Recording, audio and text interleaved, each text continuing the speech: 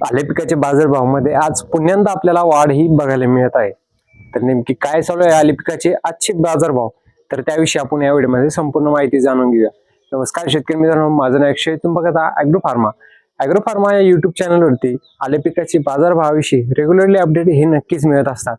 त्यामुळे agro pharma या YouTube चॅनलला सबस्क्राईब मात्र करायला विसरू नका, जेणेकरून आले पिकासंबंधित अशीच नवीन व्हिडिओ तुमच्यापर्यंत वेळेत मात्र नक्कीच पोहोचल।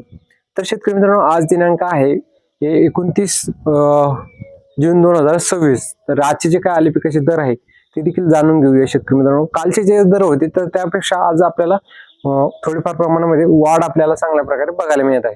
जसे की काल आपल्या बरेच ठिकाणी बरेच शेतकऱ्यांचे सौदे हे 14,000 सौदे झालेले होते आणि बरेच ठिकाणी आपल्याला 12,000 पासून तर ते 14,000 पर्यंत बघायला मिळत होते। सिल्लोड साईडला भरपूर शेतकऱ्यांना 14,000 रुपयानं सौदे केले होते। पण आज आपल्याला थोडेसे बाजारभावामध्ये पुन्हा एकदा वाढ आपल्याला बघायला मिळते। जसं की म्हटलं तर आमच्या गावामध्येच आजची जी काही सौदे झालेली तर ते म्हणजे आपल्याला अगदी म्हणजे 15,000 रुपयानं आजची खरेदी झाली आहे। त्यासोबतच बरेच शेतकरी असे देखील म्हणत होते, कमेंटमध्ये सांगत होते की आमच्या भागामध्ये 16,100 रुपयानं ही खरेदी झालेली आहे। पण शेतकरी मित्रांनो, 16,100 ही कुठेही भाव अजून चालू झालेला नाहीये। आजची जी काही खरेदी आहे तर ती 15,000 रुपयानं खरेदी ही झालेली आहे। बऱ्याच ठिकाणी आपल्याला चौकशी केल्यानंतर एवढंच कळलं की 14 ते 15,000 रुपयापर्यंतच खरेदी आहे। आणि जे काही 16,100 म्हणताय तर ते कदाचित मंडीचे भाव असू शकतो। मंडीमध्ये थोड्याफार प्रमाणामध्ये जास्त शिल्लकचा भाव असतात।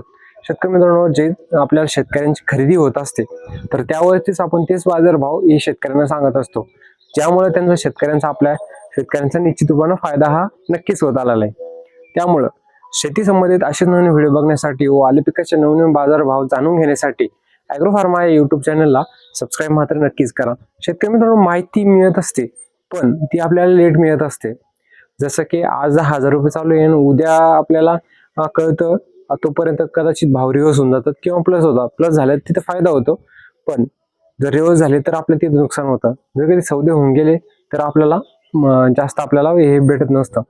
त्यामुळं योग्य वेळी योग्य माहिती जर मिळाली तर कदाचित आपला तिथं फायदा हा नक्कीच होऊ शकतो।